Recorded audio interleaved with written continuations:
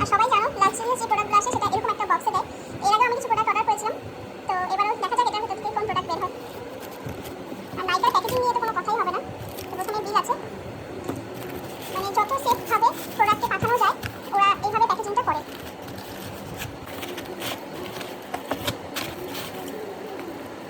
আমি যেহেতু এক হাত দিয়ে ভিডিও করছি আর এক হাত দিয়ে আনবক্সিং করছি, তো কিছুটা প্রবলেম হচ্ছে। তো প্রথমেই আছে দেখো ম্যাকের প্রেপ প্লাস প্রাইম ফিক্সড, যেটা প্রত্যেকটা মেকআপ আর্টিস্টের কাছেই থাকে। তো আমিও ভাবলাম কেননা এত সেলে পাচ্ছি যখন নিয়ে নেওয়া যাক। তো এটা আছে, পরে তোমাদেরকে খুলে দেখাচ্ছি। আর আছে হচ্ছে সবচেয়ে একটা মানে চাহিদা প্রোডাক্ট যেটাকে বলে হুডা বিউটি ফাউন্ডেশন, যেটা আমার অনেক দিনের ইচ্ছা ছিল যে একটা হুডা বিউটি ফাউন্ডেশন থাকবে। তো এখন আমি একটা শেডেরই নিয়েছি, পরে দিয়ে আমি বাকি শেডগুলো নেব। তো এটা হচ্ছে হুডা বিউটির শেড নাম্বার হচ্ছে পান্নাকোটা 130G, দেখতেই পাচ্ছ। আর আমি যেগুলো প্রোডাক্ট অর্ডার করেছিলাম ওটা হচ্ছে একটা ওসিজের সাইন্স স্প্রে, এটাও একটা খুব ভালো foundation, daily life forever 52 pro artist. তো এটা একটা আমি অর্ডার করেছিলাম, শেড হচ্ছে হানি।